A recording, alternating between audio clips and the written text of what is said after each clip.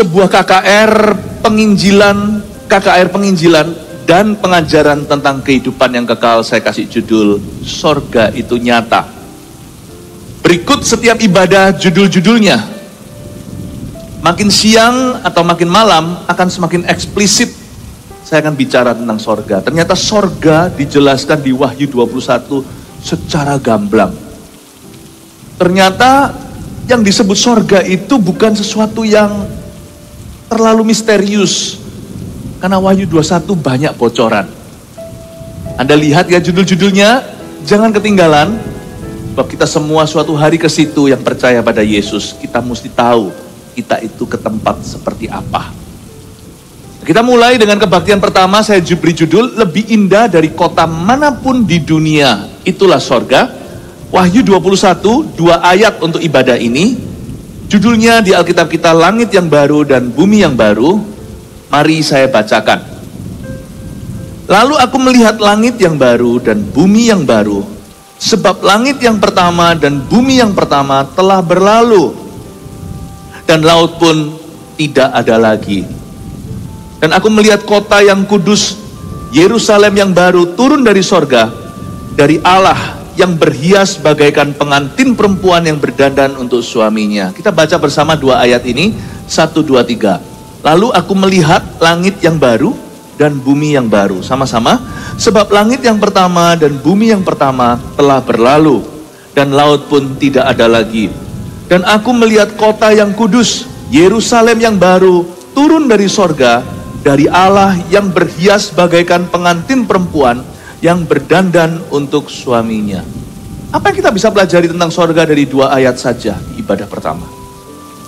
Bahwa sorga itu singkatnya lebih indah dari kota manapun di dunia. Name a city. Sebut satu kota, terserah dalam negeri atau luar negeri. Sorga melampaui. Ada pepatah sorga ada di bawah kaki, telapak kaki ibu. Itu hanya pepatah untuk menunjukkan kasih seorang mama. Tapi sorga tidak bisa diwakili dengan pepatah. Sorga itu nyata. Alkitab menyebutnya sebagai kota, city of God. Sorga bukanlah tempat roh-roh gentayangan. Kita itu nanti akan diberi tubuh kekekalan. Jadi bukan seperti Kasper gitu, terbang-terbang, miber-miber. Tapi sorga itu ada. Dan kita jarang membicarakannya. Memang betul sih bagi orang berdosa lebih berguna untuk peringati tentang neraka. Sorga kita bisa so-so tahu atau nggak tahu, asal kita percaya Yesus, kita nanti akan terkejut di sana. Tapi Tuhan tuh baik. Di Wahyu 21 dijelaskan dengan lugas. Meskipun kita nggak tahu segala sesuatu, jangan mendahului firman Allah. Nanti semakin siang semakin malam seperti yang saya katakan, semakin jelas sampai meterannya nanti saya akan jelaskan. Luar biasa surga ini. Bapak ibu saudara, kalau Anda belum sungguh-sungguh percaya Yesus, jangan sampai Anda ketinggalan yang satu ini. Tahukah percaya Tuhan itu kita memperoleh hidup yang kekal.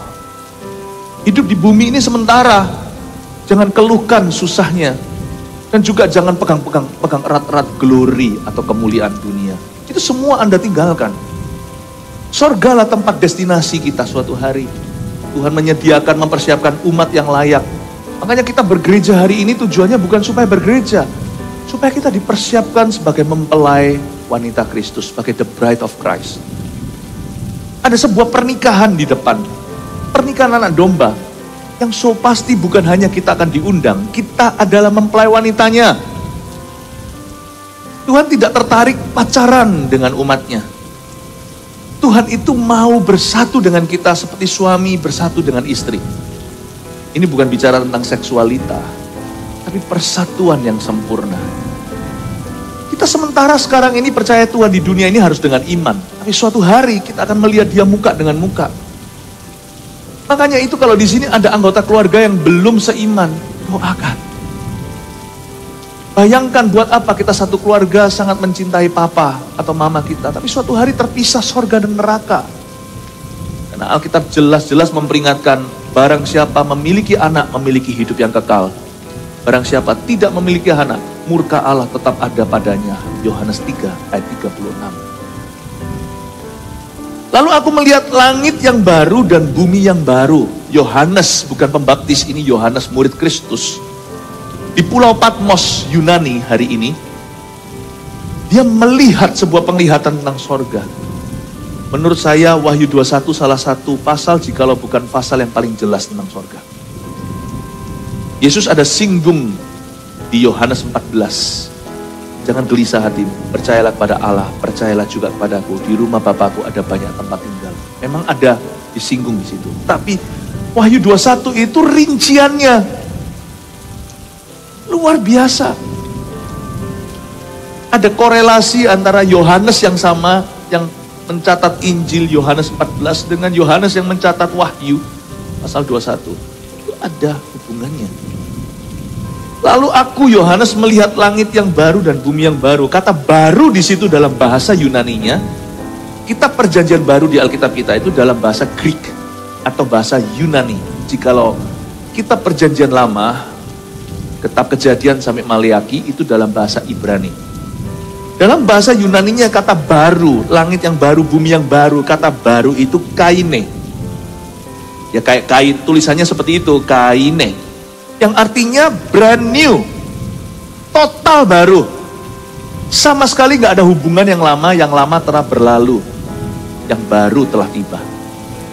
Kita adalah ciptaan baru kata Kristus, yang lama telah berlalu.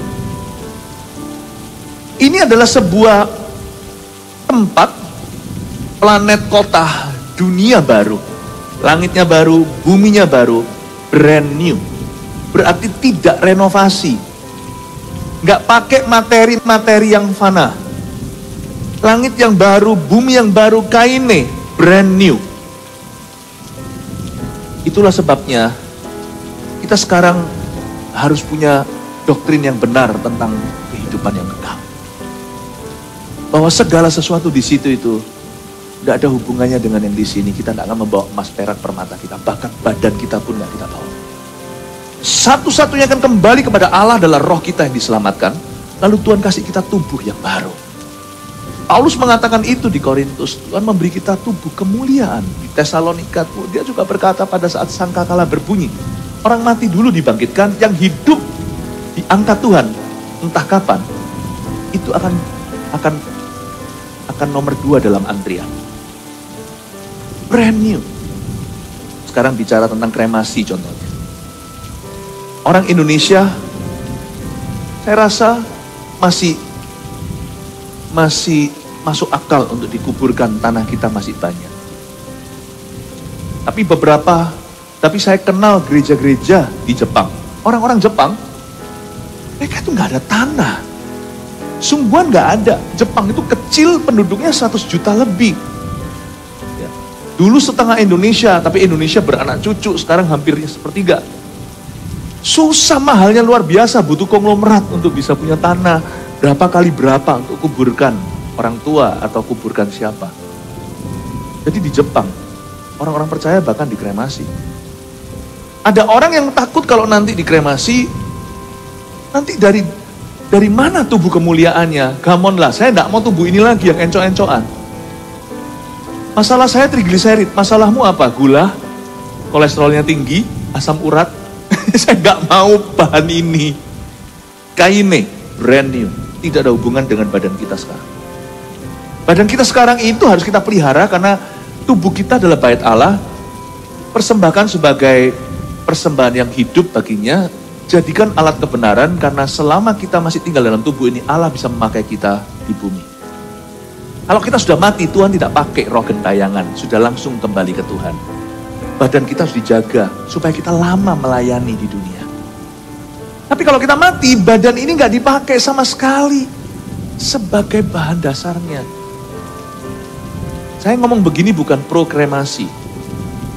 Tapi kalau saya bicara dengan orang-orang percaya di Jepang, saya ngerti posisi mereka. Mereka nggak ada pilihan, nggak ada tanah. Kalau orang Indo, orang Indonesia, belilah, tanah masih banyak kok. Kalau orang-orang yang saya kasih, saya mending jikalau itu dalam konteks hidupku, saya tetap akan pro dikuburkan, bukan dibakar. Paham maksud saya? Tetapi tidak ada hubungan. Kainnya itu brand new. Langit yang baru, bumi yang baru, everything new. Tulangmu tidak akan dipakai. Sebab debu kembali menjadi debu, tanah kembali menjadi tanah. Gak ada hubungannya. Semuanya itu akan kembali dimakan nanti. Dimakan di bawah tanah dengan akhirnya kita kembali membumi.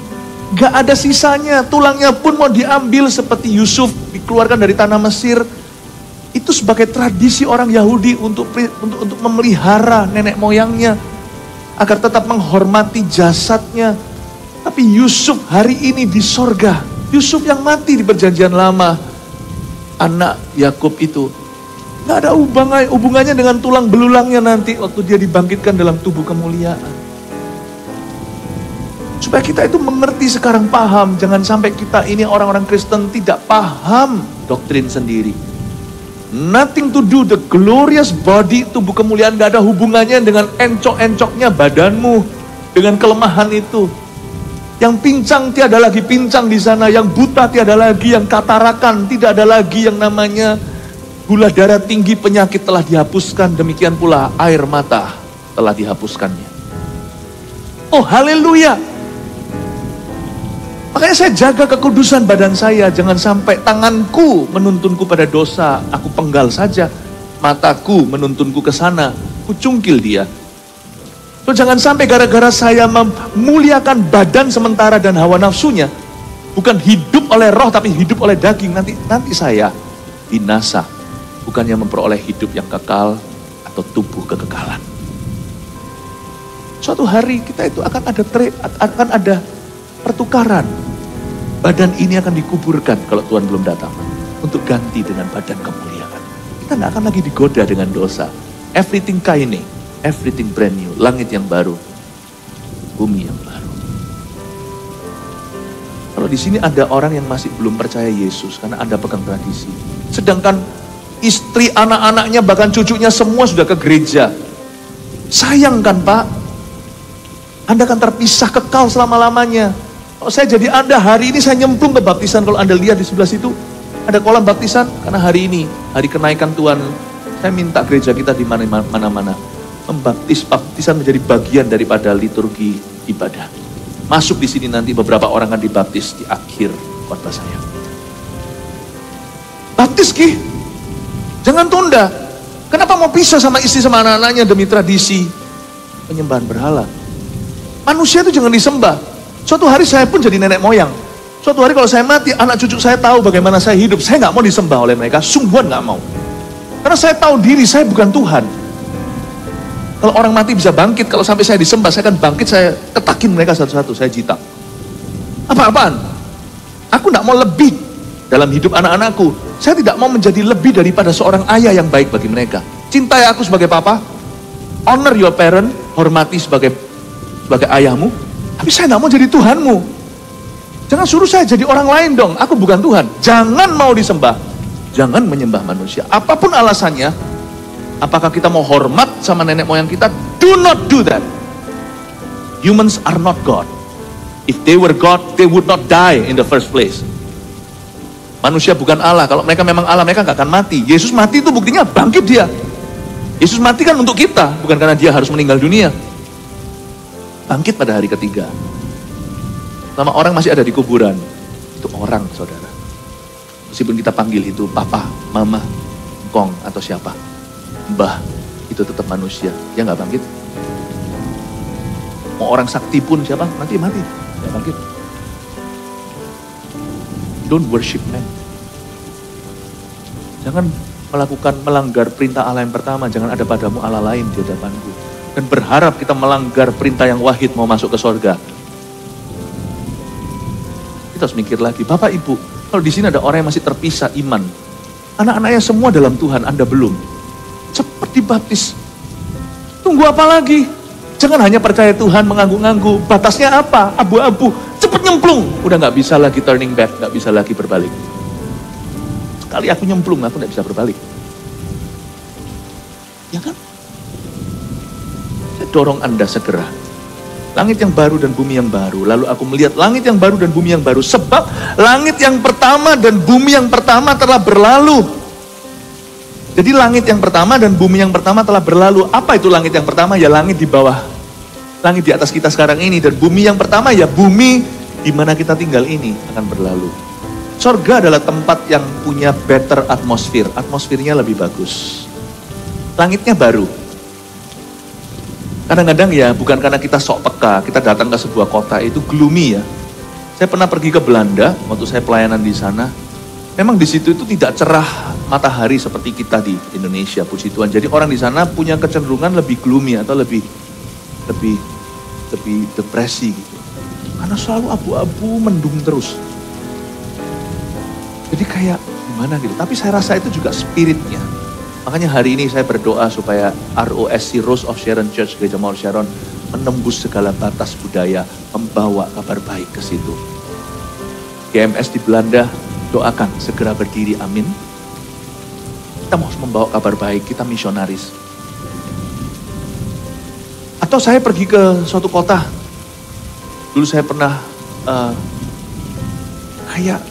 saya pernah sekali pelayanan di satu tempat, satu kota. Aduh, itu ke arah daerah, bukan Las Vegas, tapi di daerah agak sedikit padang pasirnya sana, ada sebuah tempat retreat. Saya ke situ di California. Saya pelayanan 20 tahun lalu kalau nggak salah. Hampir lah 20 tahun. Saya pergi ke situ, saya melayani. Tidur tuh rasa kayak ditindih. Di bawah langit yang berat. Kayak rasanya gimana? Nggak ada gitu. Di surga itu plong. Langitnya baru. Better atmosphere. Dikontrol oleh Allah. Tidak ada roh-roh jahat di udara. Memang sekarang itu Tuhan ada di atas segalanya. Tapi di atas kita ini langit ini banyak kotorannya. Daniel berdoa 21 hari kemudian malaikat datang, Gabriel berkata, doamu sudah didengar tapi aku melawan Raja Persia. Itu bukan raja beneran, itu melawan penghulu-penghulu di udara. Pemerintah-pemerintah di udara. 21 hari kemudian baru dia datang. Kita tuh tinggal di bawah peperangan rohani. Gak ada lagi peperangan rohani di sorga. Langitnya baru. Atmosfernya enak.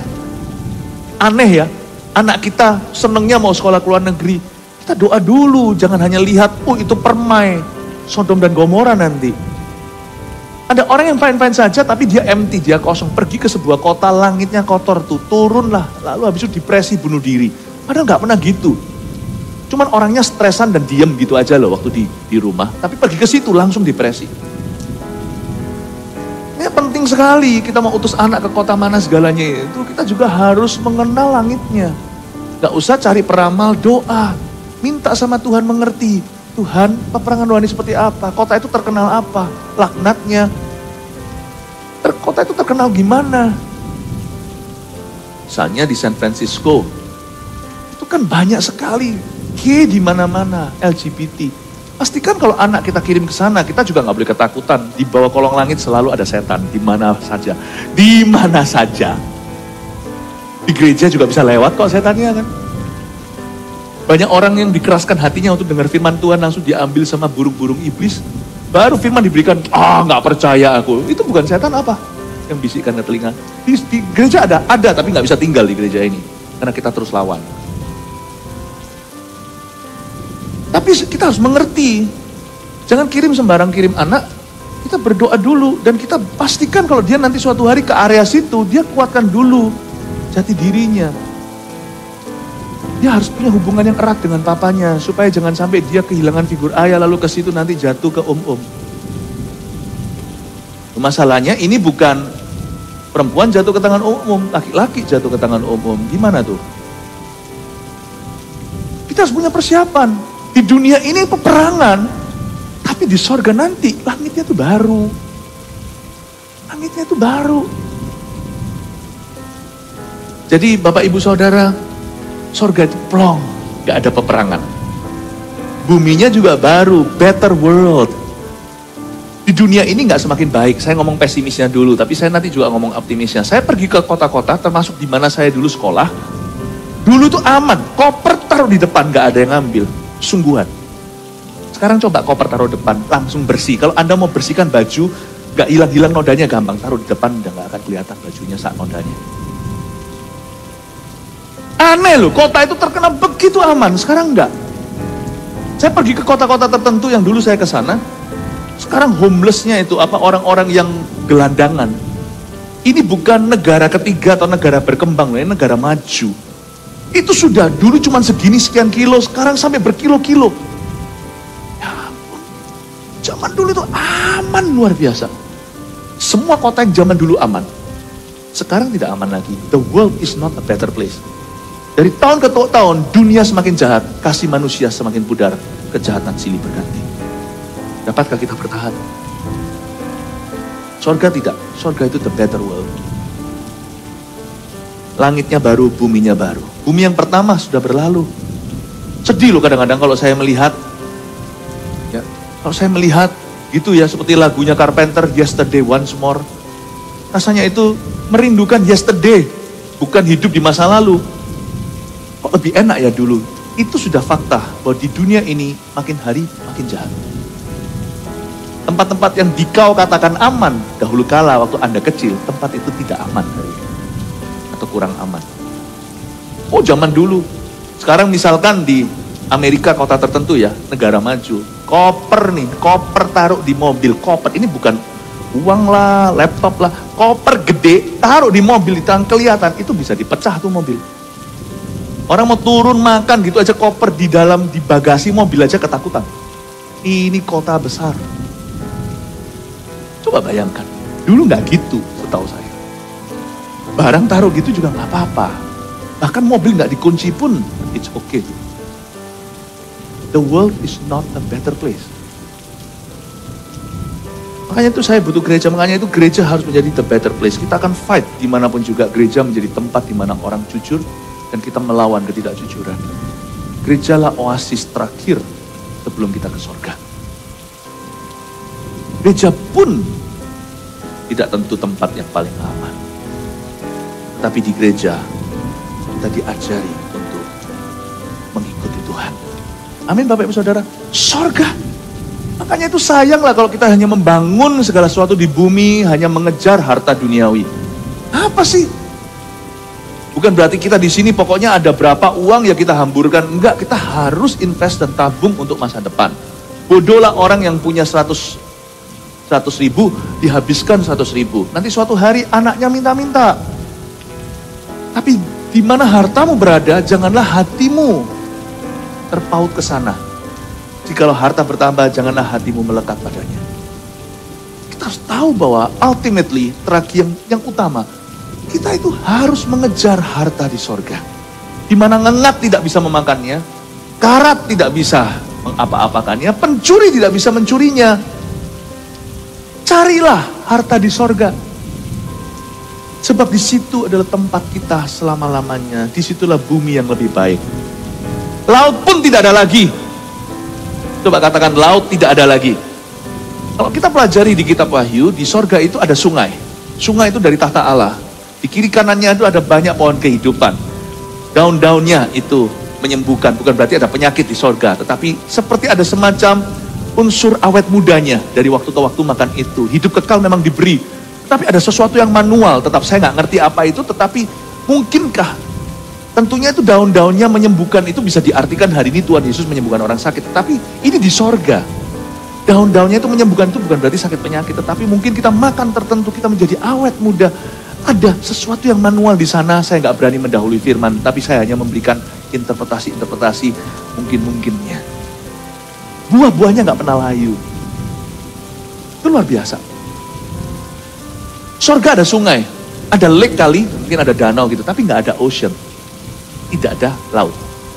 Oceans apart, day after day, and I slowly go insane. Wah, yang zaman-zaman kuno ini, om-om tante-tante tahu semua lagu itu. Yang muda-muda nggak ngerti. Lagu itu lagu cinta zaman tahun berapa? 80, 90. Laut terpisah dengan lautan. Aku setiap hari tambah rasa gila gak waras menunggu-nunggu kamu dan kangen setengah mati. Gitulah kira-kira bahasanya. Tidak ada perpisahan, dengan kata lain tidak ada laut itu berarti di sorga tidak ada perpisahan jangka panjang, tidak ada perpisahan jangka pendek, tidak ada perpisahan sementara dan tidak ada perpisahan selama-lamanya. Di sorga bukan hanya tidak ada kematian, tidak ada perpisahan. Saya nggak tahu caranya gimana. Saya selalu ngomong sama anak-anak saya, I hate goodbye. Anak-anak, meskipun gimana ya, anak-anak udah besar, mereka harus berdikari. Tapi kalau mereka sekolah gitu segalanya itu, sekolah berapa bulan, berapa tahun. Aduh, saya itu paling benci itu goodbye. Saya paling benci goodbye. Saya bersyukur di sorga tidak ada oceans. Tidak lagi lagu oceans apart, day after day. And I slowly go insane. Gak ada lagi. Di sorga tidak ada perpisahan, baik perpisahan sementara maupun selama-lama. Saya baru tadi malam membesuk orang. Di Surabaya sini namanya di Adiasa, atau tempat untuk orang-orang persinggahan terakhir sebelum dikuburkan. I hate goodbye. Tapi di surga tidak ada itu. Laut pun tidak ada lagi. Itulah satu dunia yang tidak ada perpisahan. Dan aku melihat kota yang kudus, ayat 2. Coba perhatikan kata kota yang kudus. Pertama ada kata kota. Kota itu berarti adalah hubnya. Hubnya manusia itu kota. City. Berarti tempat sosial. Kota yang kudus, sifatnya kudus, tetapi esensinya kota. Kota yang kudus berarti tempat di mana melting pot-nya manusia.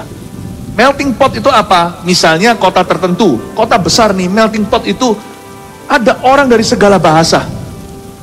Kemarin saya barusan KKR di Rose of Sharon Church, Gereja Mount Sharon, New York. Baru berapa hari yang lalu. Doakan supaya seharian ini saya nggak jet lag. Di New York itu melting pot, maksudnya ada sekian puluh atau ratus bahasa dalam satu kota itu. Ada orang Vietnam, ada ada pecinannya, Chinatown-nya, ada Korean Town-nya, ada kota Koreanya, ada orang Spanish-nya, orang African American-nya, ada Caucasian, ada orang-orang berkulit putih di sana, semua melting pot. Dari pebisnis sampai orang-orang yang kerja kasaran, semua ada di situ. Cuman kejahatannya tinggi. Nah, sorga bedanya di sini, kota kudus. Kotanya dapat, tapi kudusnya itu loh. Berarti tidak ada lagi kesenjangan. Sorga adalah tempat sosial. Jadi jangan pernah mengira bahwa di sorga kita lupa siapa adalah siapa dalam hidup kita. Sorga bukan tempatnya demensia, bukan tempatnya Alzheimer, bukan tempatnya pikun. Orang punya pandangan bahwa sorga di sorga nanti ingat gak ya? Itu pertanyaan macam apa gak baca Wahyu 21? Dia adalah kota. Kota kalau tidak ada ingatan, tabrakan. Kota itu berarti tempat intelijensi di situ. Tempat pendidikan, tempat university. Kota itu tempat culture, kebudayaan, museum, galeri, tempat seni. Kota adalah tempat bisingnya, majunya, tempat perdagangan, tempat di mana orang berinteraksi. Kata kota ini jangan pernah dikecilkan. Berarti sorga itu tempat ingat. I will remember. You will remember me. Semoga hidup kita nanti kaflingnya dekat-dekatan ya. Kita nggak bisa tentukan, tetapi di rumah bapakku ada banyak tempat tinggal, itu kaflingan. Jangan imajinasi terlalu jauh, tapi kita berhak untuk mengartikan kata kota. Di sorga kita ingat. Pertanyaannya nanti, lu Pastor Philip, berarti ini saya meninggal. Ingat gak ya sama saya ya? Gimana ya nanti di sana? Apakah saya sekarang bisa komunikasi? Ngomong itu nanti ibadah berikutnya saya jelaskan bahwa yang mati dan hidup gak perlu berkomunikasi. Karena kita sama-sama dalam hadirat Tuhan. Nanti aja ya ibadah berikutnya. Jangan paksa saya untuk bocorkan dulu. Kasihan nanti ibadah, nanti jemaat berikutnya. Semua dapat porsi yang fresh, yang segar. Haleluya. Tapi dia kota yang kudus. Jangan percaya versi dunia. Sorga itu bukan seperti yang dikatakan Madonna. Tempat orang bisa pesta pora, pesta gila. Sorga itu bukanlah kota Las Vegas. Kota sih, tapi bukan Las Vegas. Bukan tempat perjudian, bukan tempat kejahatan, bukan tempat hawa nafsu, percabulan. Sorga is not a sinful place. Dia kota yang kudus. Dia juga bukan seperti blank, nirwana. Ada kepercayaan yang percaya bahwa surga itu nirwana, tetapi dia itu blank, kosong. Blank. Tempat di mana pokoknya nirwana, kosongan. Pokoknya kita itu berada di tempat yang putih. No! Dia kota, civilization, peradaban. Powerful sekali. Waktu saya baca ini, saya merinding dan berkata, aku mau di sana. Ya. Lalu nggak hanya itu, coba lihat. Dia adalah Yerusalem yang baru. Dan aku melihat kota yang kudus, Yerusalem yang baru, turun dari sorga. Perhatikan kalimat ini, Yerusalem yang baru turun dari sorga. Jadi bukan Yerusalem sekarang ini yang kita tahu dengan penuh pertikaian, Israel, Palestina, gunjang-ganjing dunia. Yang sekarang Yerusalem ini, bukan. Ini Yerusalem yang baru, bukan Yerusalem yang lama. Memang sih satu-satunya kota yang masih disebut dalam kekekalan ternyata adalah Yerusalem. Karena memang sejarahnya kental dengan Kristus dan para nabi di situ. The only one city in the world yang akan di-continue sampai di masa kekekalan hanyalah kota Yerusalem. Jadi di sorga nggak ada namanya New York City. Dan juga nggak ada Surabaya, sorry. Nggak ada Jakarta, sorry. Yang satu-satunya kota yang masih disebut di situ, tapi bukan itu, adalah Yerusalem itu. Karena Yerusalem ini sangat kental dengan our redemption atau penebusan kita. Jadi tidak boleh lenyap dari kekekalan punya memori. Menurut saya mungkin di satu kota disebut Yerusalem baru. Itu cuma satu kota dari sekian kota yang diwahyukan untuk kita, atau milik kita. Yang tidak diwahyukan itu rahasia Allah. Tapi dikatakan Yerusalem baru ini disebutkan satu kota. Nanti di ibadah-ibadah berikutnya saya jelaskan size-nya kota itu ada. Saya bandingkan dengan size-nya bulan. Dengan size-nya Sabang sampai Merauke. Nanti Anda akan lihat satu kota segede itu. Ya ampun, surga itu spacious. Ini cuma satu kota. Saya nggak tahu apakah ada kota-kota lain dan berapa banyak kotanya, namanya apa. Saya tidak mau mendahului firman. Nggak boleh kita menambahi. Tapi di Alkitab dikatakan dengan jelas ada satu kota yang namanya Yerusalem yang baru turun dari sorga. Apakah itu seluruh sorga? Saya rasa bukan. Itu mungkin salah satu kota kenamaan di sorga. New Jerusalem. Oh Yerusalem, kota mulia, hatiku rindu ke sana. Kalau bisa Yerusalem sini, ya puji Tuhan kalau mampu. Tapi kalau nggak bisa, tetaplah bahagia. Tak lama lagi Tuhanku datanglah, bawa aku masuk sana. Tak lama lagi Tuhanku datanglah, bawa saya masuk sana. Tak lama lagi Tuhanku datanglah. Ini bukan Yerusalem di Timur Tengah sekarang. Bawa saya masuk sana. Ini Yerusalem yang baru yang turun dari sorga. Tak lama lagi Tuhanku datanglah, bawa saya masuk sana. Mungkin ada replika-replikanya yang masih akan dibikin begitu suatu hari di sini. I don't know. Everybody will go to Jerusalem someday. Kalau kita nggak bisa ke Yerusalem lama ini, suatu hari kita akan melihatnya di Yerusalem.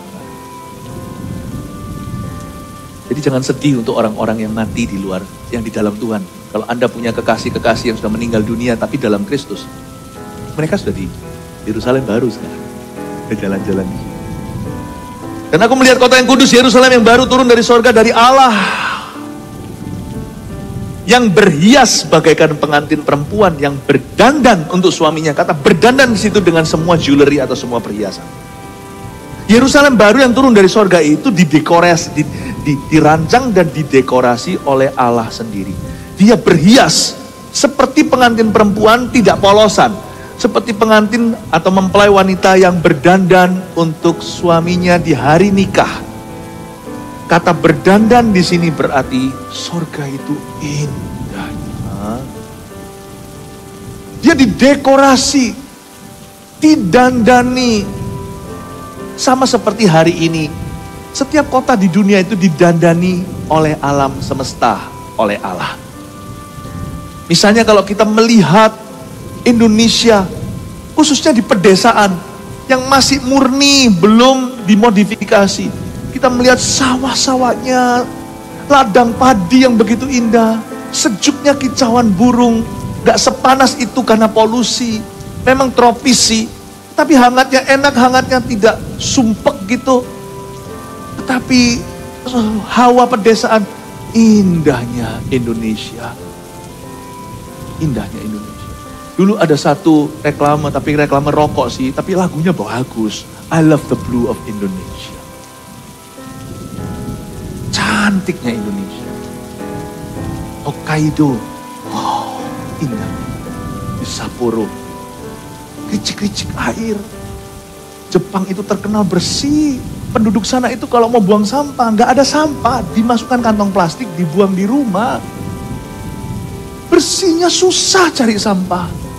Sorga itu seperti Jepang, lebih dari itu, begitu bersih. Tapi juga seperti Indonesia, permai buminya. Indah birunya. Paris, gedung-gedungnya itu loh. Khususnya Paris yang di tengah-tengah situ, bukan yang di La Défense. La Défense, di kota-kota barunya. Kota tengahnya itu sama pemerintah dijaga, bangunannya nggak boleh direnovasi luarnya. Dalamnya silakan. Batu-batunya, budayanya. Romantic city, sorga lebih romantis. Pergi ke New York, tapi bukan kejahatan dan kotornya. Tapi Anda melihat begitu besar gedung-gedung megah. Saya bukan bicara tentang gedung teknologi manusia, tapi teknologi alam. Begitu indahnya Tuhan akan hiasi tempat itu dengan kemajuan. Sorga lebih dari New York City. Kota mana lagi? Sebut satu persatu.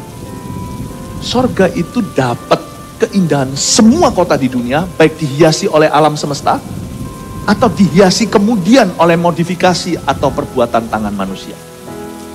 Sorga itu ada alamnya sendiri, dan ada tangan Allah yang merancangkannya. Every city in the world dalam kelebihannya, semua akan ditemukan di sorga. Sorga melampaui itu. Di Indonesia kita kurang memperhatikan ini, karena kita lebih, pokoknya. Festivities atau pada saat hari-hari raya tertentu tidak terlalu menghias. Misalnya saya dulu tinggal di Kanada waktu saya sekolah. Masuk bulan Desember itu, rumah-rumah dihias.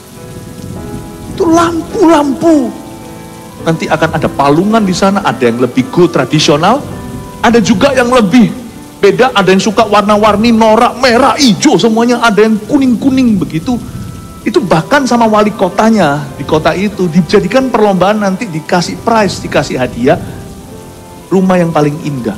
Coba bayangkan ya, saya pulang sekolah, nyetir mobil saya, seret, lihat semua rumah gitu, winter, udah musim dingin, cantiknya seluruh kota didekorasi seperti wanita berdandan bersuami. Apalagi kalau sudah turun saljunya.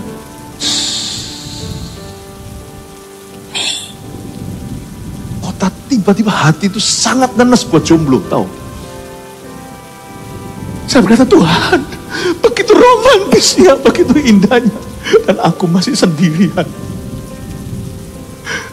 Coba bayangkan, indahnya. Sorga itu seperti saya sebut dalam kalimat begini, seperti itu. Sorga itu seperti Natal all year long. Oh, indah. It's beginning to look a lot like Christmas everywhere you go. Oh, indahnya. Bunyi cring, cring, cring, cring. Wow, bukan sekedar kita datang ke gereja tanggal 25. Seluruh kota, seluruh negeri disulap. Christmas spirit di mana-mana. Kita nggak usah iri sih, Indonesia punya keindahan kepermainan sendiri. Tapi intinya adalah sorga itu seperti Christmas 365 days. Seperti Natal 365 hari. 3 poin ini saya kasih pada Anda supaya Anda tidak lupa pengajaran yang saya berikan. Lebih indah dari kota manapun di dunia. Nomor 1, apa yang kita pelajari, sorga adalah tempat sosial. Pemberian Allah bagi orang-orang kudusnya. Kota, tempat sosial, bukan tempat lupa ya. Oke. 2, di sorga tidak ada lagi perpisahan sementara ataupun selamanya. 3. Keindahan semua kota di dunia ada di dalam sorga dan lebih dari itu. Kalau di sini ada orang yang belum terima Yesus, please terimalah Yesus. Bukan karena takut ke neraka, tapi ada hidup kekal di dalamnya. Tuhan Yesus memberkati kita semua. Berikan tepuk tangan untuk Tuhan. Jika diberkati, silakan membagikan untuk memberkati orang lain.